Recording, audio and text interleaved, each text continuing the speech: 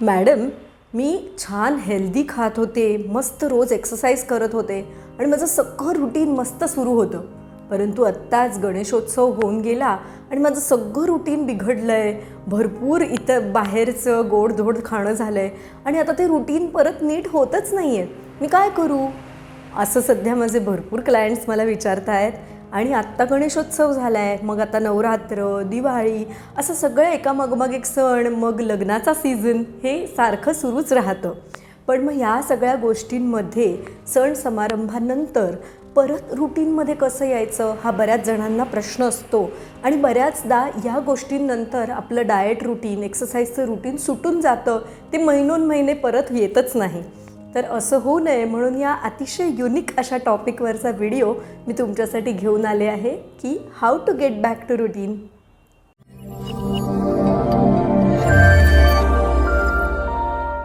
नमस्कार मंडळी, मी न्यूट्रिशनिस्ट अनुजा आणि द ग्रीन पंच आपल्या चॅनलवर तुम्हा सगळ्यांचं खूप खूप मनापासून स्वागत. आपण आत्तापर्यंत आपल्या चॅनलवर भरपूर वेगवेगळ्या डाएट आणि न्यूट्रिशनच्या टिप्स दाखवत आलो आहोत. तुम्हाला जर त्या आवडत असतील, तुम्हाला त्याचा उपयोग होत असेल तर आपला चॅनल असाच बघत राहा. आणि अजूनही सबस्क्राईब केला नसेल तर करा की सबस्क्राईब. खूप जण नुसतेच व्हिडिओ बघतात पण चॅनल सबस्क्राईब करत नाही. त्यांनी तुम्हालाच बेनिफिट होणार आहे. तुम्हाला नवीन व्हिडिओ कधी आलेत ते लगेच समजणार आहे. त्याच्यामुळे सबस्क्राईब करा आणि बेल आयकॉनसुद्धा दाबा. तर रुटीनमध्ये परत येण्यासाठी सर्वात पहिली आणि अगदीच वेगळी परंतु महत्त्वाची टिप आहे ती म्हणजे गणेशोत्सव असेल किंवा दिवाळी असेल, दसरा असेल, या सगळ्या सणांना आपल्या घरात जनरली खूप स्वीट्स येतात. म्हणजे गणपतीच्या वेळेस मोदक, पेढे या गोष्टी येतात. दिवाळीच्या वेळेस बर्फी, मिठाया ह्यांचे बॉक्सेस येतात. दसऱ्यालासुद्धा बऱ्याच लोकांच्या ऑफिसेसमधनं वगैरे मिठाया मिळतात. तर ह्या जर आपण मिठाई त्या 2 किंवा 3 दिवसात तर संपत नाहीत. मग त्या पुढे 7-7, 8-8 दिवस फ्रीजमध्ये ठेवल्या जातात आणि येता जाता खाल्ल्या जातात. तर सणांच्या दिवशी गोड खायला काहीच प्रॉब्लेम नाही आहे, कारण आपण कधीतरीच ते खात असतो आणि तो आपला एक सेलिब्रेशन करण्याचा मार्ग आहे. परंतु त्यानंतर पण आपण जर ती स्वीट्स खात राहिलो तर आपलं वजन वाढणं, फॅट्स वाढणं, जर आपल्याला डायबिटीज, कोलेस्ट्रॉल असेल तर ते प्रॉब्लेम्स होणं हे अतिरिक्त खाल्ल्यामुळे होणार आहे, हे आपल्या सगळ्यांनाच माहिती आहे. मग अशा वेळेस आपण सोपा उपाय काय करू शकतो? तर घरात जी स्वीट्स आलेली आहे ती वेळच्या वेळी सणाच्या दिवशी किंवा फार फार तर दुसऱ्या दिवशी वाटून टाकणं. आपल्याकडे आपल्या देशात अशी भरपूर लोकं आहेत जी ह्या महाग महाग मिठाया अफोर्ड नाही करू शकत. आपल्याकडे काम करण्यासाठी येणाऱ्या मावशी किंवा आपल्या हेल्पर्स असतील किंवा आपल्या आजूबाजूला कुठे कन्स्ट्रक्शनचं काम चालू असेल तर त्याच्यात लेबर लोकं असतात. त्या सगळ्यांनासुद्धा ह्या सणांचा आनंद या प्रकारे आपण घ्यायला देऊ शकतो. त्यांच्याबरोबर आपण हा आनंद वाटू शकतो. म्हणून आपल्या घरी येणाऱ्या मिठाया आणि किंवा स्वीट्स हे चांगल्या परिस्थितीत असतानाच आपण ते वाटून त्याचा आनंद सेलिब्रेट करावा असं मला वाटतं. जेणेकरून हा आनंद द्विगुणित होईल आणि आपल्याला आपल्या हेल्थसाठीसुद्धा त्याचा काहीच त्रास होणार नाही. त्याच्यामुळे ही पहिली आणि अतिशय महत्त्वाची टिप आहे जी करून तुम्हालाही हेल्थ मिळणार आहे आणि प्लस इतरांना काहीतरी छान देण्याचा एक समाधान, आनंदसुद्धा या सणाच्या निमित्ताने आपल्याला मिळणार आहे. त्यामुळे हे या पुढच्या सणाला नक्की लक्षात ठेवा. आता पुढची टिप अर्थातच आहाराविषयी आहे की आपला सण समारंभ झाल्यानंतर त्याच्यात आपलं खूप तेलकट, तुपकट, बाहेरचं असं सगळं खाणं झालेलं असतं. त्यामुळे आपल्या डायजेस्टिव्ह सिस्टीम किंवा पचनसंस्थेला थोडासा आराम देणं आवश्यक आहे. त्यासाठी काय करू शकतो आपण की पुढचा अख्खा आठवडा किंवा अगदी 10 दिवससुद्धा जास्तीत जास्त 2 गोष्टींचा आहारात समावेश करायचा. पहिलं आहे फायबर, म्हणजे तंतुमय पदार्थ, म्हणजे फ्रूट्स, व्हेजिटेबल्स या गोष्टी. म्हणजे छान भरपूर सॅलड्स खाणं, फळं खाणं. ज्यावेळेस आपल्याला भूक लागते, ब्रेकफास्टच्या वेळेस तुम्ही फळं खाऊ शकता ब्रेकफास्टच्या ऐवजी, किंवा संध्याकाळच्या वेळेस फळं खाणं. जेवणामध्ये भरपूर भाज्या, सूप्स या गोष्टींचा समावेश करणं. जेणेकरून काय होईल की आपल्याला जे काही मैदा, तेलकट, तुकडचं हेवी खाणं झालं असतं त्यापासून रुटीनवर यायला खूप मदत होईल. आणि फायबरमुळे एक प्रकारचं नॅचरल क्लिन्झिंग आपल्या सिस्टीमचं होत असतं. त्यामुळे फायबर इन्क्लूड करणं. आणि दुसरी गोष्ट म्हणजे फ्लुइड्स किंवा पातळ पदार्थ, इस्पेशली पाणी, नारळ पाणी, लिंबू पाणी, पातळ ताक या गोष्टी जर आपण, सब्जा घातलेलं पाणी, बडीशेपेचं पाणी, ह्या गोष्टी जर आपण आपल्या आहारात जास्तीत जास्त प्रमाणात ठेवल्या तर पुन्हा एकदा आपली बॉडी नॅचरलीच डिटॉक्सिफाय करायला किंवा भरपूर पाणी पिऊन जे काही टॉक्सिक क्रिएट झाले आहेत ते सगळे क्लीन करायला आपल्याला नॅचरली मदत होऊ शकते. त्यामुळे या 2 गोष्टी आपण लक्षात ठेवायच्या आणि साधं जेवण जेवायचं.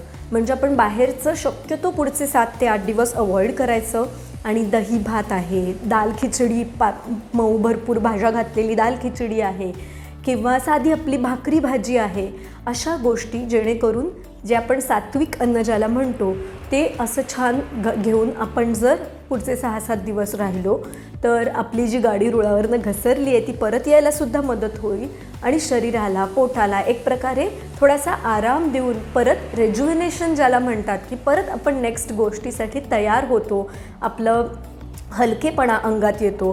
कारण बरेचदा हे भरपूर तेलकट आणि सॉल्टी गोष्टी खाऊन आपल्याला जडत्व येतं. कारण जितकं मीठ आपण जास्त खातो तितकं शरीर जास्त पाणी धरून ठेवतं आणि लगेच आपल्याला काट्यावर वजन वाढलेलं दिसतं. त्यामुळे प्रोसेस फूड्स किंवा खारवलेले पदार्थ किंवा चिप्स, चकल्या, चिवडे ज्याच्यात खूप सॉल्ट वापरलं आहे, अशा गोष्टी जर पुढचे 6-7 दिवस तुम्ही कम्प्लिटली बंद करू शकलात किंवा त्याचा वापर कमी करू शकलात तर सुद्धा तुम्हाला जे ब्लोटिंग होतं आहे, जडत्व आलं आहे, या सगळ्यापासून सुटका व्हायला मदत होईल. त्यामुळे हे जरूर करून बघा. तिसरी टिप आहे ती व्यायामाविषयी किंवा एक्सरसाइजविषयी. आजकाल बरेच जणं आपलं नियमित व्यायाम घडावा म्हणून कुठे कुठे क्लासेस लावतात. कोणाचे योग वर्ग असतात, कोणाचे झुंबा क्लासेस असतात, कोणी जिमला जात असतं, कोणाचे ऑनलाईन घरी योग वर्ग असतात किंवा कुठले वेगळे क्लासेस असतात. तर तुमचे जर ते क्लासेस ह्या दिवसात अर्थातच मिस झाले असतील तर पहिल्यांदा तुम्ही ते परत सुरू करा. जर तुम्ही घरच्या घरीच काही व्यायाम करत असाल तर परत एकदा त्या व्यायामाला थोडी सुरुवात करा. यात मी असंही सांगेन की दिवाळीचा सण 4-5 दिवसांचा असतो किंवा नवरात्र 9 दिवस असतं किंवा गणपतीसुद्धा काही लोकांकडे 6-7 दिवस असतं. तेव्हा तुम्ही जेव्हा घरीच असता, लग्नकार्यांच्या वेळी आपण बाहेर जातो, पण जर तुम्ही घरीच असाल आणि जर तुम्हाला शक्य असेल तर तेव्हासुद्धा सकाळी उठून अंथरुणातनं उठताना एक 5 मिनटं साधं स्ट्रेचिंग केलं किंवा मानेचे व्यायाम, हाताचे व्यायाम अशा गोष्टी केल्या तरीसुद्धा तुम्हाला ट्रॅकवर राहायला खूप मदत होते. कारण की एक्सरसाइज करत राहिल्यानेच आपल्याला दुसऱ्या दिवशी एक्सरसाइज करावासा वाटतो. आता ह्याच्यात एक महत्त्वाची टिप मात्र तुम्हाला सांगायची आहे. बऱ्याचदा असं होतं, समजा तुम्ही 4-5-6 महिने कंटिन्युअस जिममध्ये व्यायाम करताय किंवा धावायला जात आहे, जॉगिंगला जात आहे आणि जर तुमचा 7 ते 8 दिवसांचा गॅप पडला तर आपला स्टॅमिना कमी होतो, आपल्याला वजनं उचलायची शक्ती कमी होते. त्यामुळे हे ॲक्सेप्ट करून पुढचे 5 ते 6 दिवस थोडंसं स्ट्रेचिंग जास्त करणं, कूलडाऊन व्यवस्थित करणं आणि बॉडीला परत एक्सरसाइज रुटीनशी ॲडजस्ट व्हायला वेळ द्यायचा आहे. आधी मला जे जमत होतं तेच मला परत गॅपनंतर पहिल्या दिवसापासून जमेल असा अट्टाहास करायचा नाही. कारण जसं मी म्हटलं की काही जणांचं वजन थोडंसं वाढलं असतं, वॉटर रिटेन्शन झालेलं असतं. ह्या सगळ्या गोष्टींमुळे आपण जर आतताईपणा करून पहिल्या दिवशी परत पहिल्यासारखं एकदम भरपूर अतिव्यायाम केला तर दमायला होऊ शकतं. बऱ्याच जणांची तयारी करताना साफसफाई, डेकोरेशन यामध्ये खूप एक्झर्शन झालेलं असतं. मग अशा वेळेस तुमच्या शरीरावर ताण येऊन तुम्हाला त्याचा त्रास होऊ शकतो आणि असं व्हायला नको. एक्सरसाइजनी फ्रेश वाटलं पाहिजे, छान वाटलं पाहिजे आणि परत पूर्वीसारख्या रुटीनकडे आपल्याला जायचं आहे हा विचार करून 3 ते 4 दिवस थोडंसं स्लो डाऊन करून हळूहळू परत आपल्या पूर्वपदावर आपण आठवड्याभरात यायचं आहे. पण जरी आपल्याला दमायला झालं असेल तरी घरच्या घरी का होईना थोडा 10-15 मिनटापासून व्यायामाला परत सुरुवात करणं अतिशय आवश्यक आहे. ते जितक्या लवकर कराल तितक्या लवकर तुमचं रुटीन परत एकदा रुळावर येईल. चौथी आणि अतिशय महत्त्वाची टिप आहे ती म्हणजे झोपेविषयी. जसं मी मगाच्याच टिपमध्ये म्हटलं की बऱ्याच लोकांना काम सांभाळून सगळी साफसफाई करणं, गणपती दिवाळीसाठी डेकोरेशन करणं, घर सजवणं, शॉपिंग करणं खूप जास्त गोष्टी असतात आणि त्या दिवसभरात बरेचदा मॅनेज होत नाहीत. म्हणून आपण जागरणं करून ह्या सगळ्या गोष्टी करतो आणि जे चांगलंच आहे, आपला छान सण उत्साहात त्याच्यामुळे साजरा होतो. परंतु आपल्या शरीराचं हिलिंग खऱ्या अर्थाने हे झोपेत होत असतं आणि अनेक दिवस झोप न मिळाल्यामुळे काही लोक खूप डल दिसतात, आजारी दिसतात किंवा आपल्याला आजारी वाटायला लागतं. बऱ्याच लोकांचं असं होतं की काहीतरी मोठं घरात लग्न कार्य झालं की एकदम आजारी पडायला होतं. हे सगळं कशामुळे होतं? कारण की आपल्याला वीकनेस येतो, आपल्या शरीराला हीलिंग व्हायला वेळ मिळाला नाही आहे आणि अशाच वेळात कधी व्हायरल होतं, पटकन आपली इम्युनिटी डाऊन झालेली असते आणि मग असे प्रॉब्लेम्स होऊ शकतात. मग ते होऊ नये म्हणून आधीच्या 3 टिप्सच्या बरोबरीनेच आपण थोडीशी आपल्या झोपेची काळजी घेतली पाहिजे. तुम्हाला जर रात्री पटकन शांत झोप लागत नसेल तर झोपेविषयीचा एक खूप मस्त टिप्सचा एक व्हिडिओ मी आपल्या यूट्यूब चॅनलवर यापूर्वी बनवला आहे आणि मला खूप लोकांनी सांगितलं की ते उपाय करून त्यांना खरंच मदत झाली. मी लिंक इथे आपल्या आय बटनमध्ये किंवा डिस्क्रिप्शनमध्ये देतेच आहे. परंतु तुम्ही झोपेची काळजी घ्या. काम जर खूप असेल आणि झोप कमी मिळत असेल तर ती दुसरी गोष्ट आहे.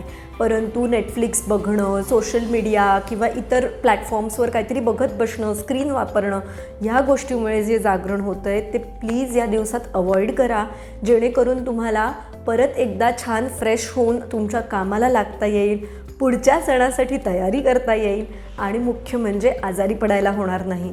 तेव्हा वेळेवर झोपणं खूप आवश्यक आहे आणि त्या झोपेमध्ये तुमचं छान हिलिंग होऊ दे, हीच एक महत्त्वाची गोष्ट आहे.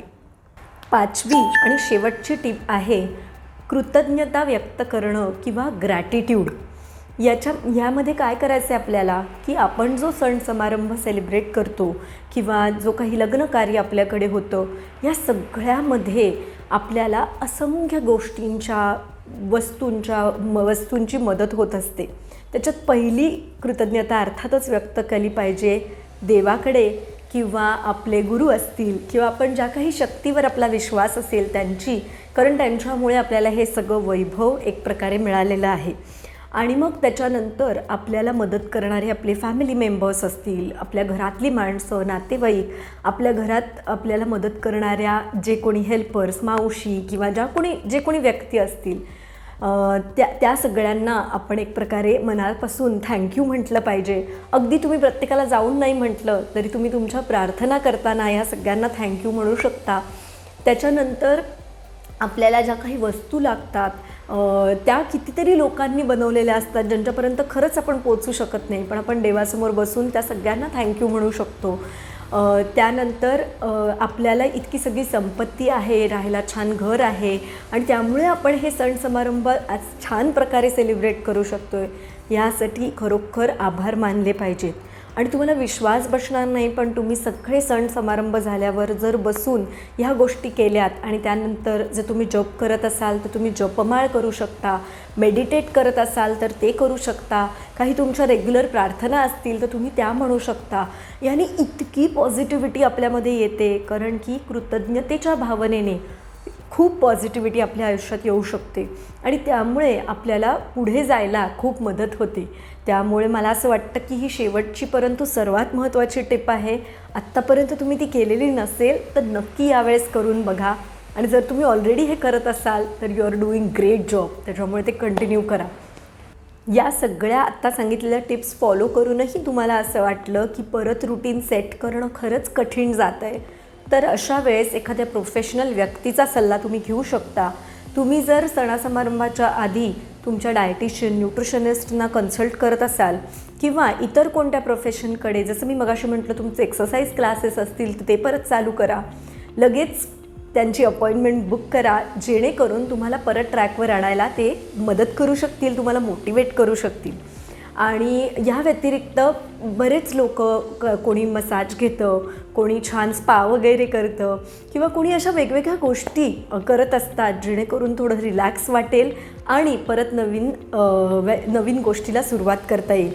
तर तुमच्याकडे सुद्धा अशा काही युनिक टिप्स असतील तर तुम्ही मला कमेंटमध्ये सांगा, मलाही नवीन शिकायला मिळेल आणि आपल्या प्रेक्षकांनाही अजून टिप्स मिळतील. तर तुम्ही आमच्याबरोबर नक्की त्या गोष्टी शेअर करा आणि असे छान छान टिप्स व्हिडिओज बघण्यासाठी आपल्या द ग्रीन पंच चॅनलला फॉलो करत राहा. तोपर्यंत धन्यवाद.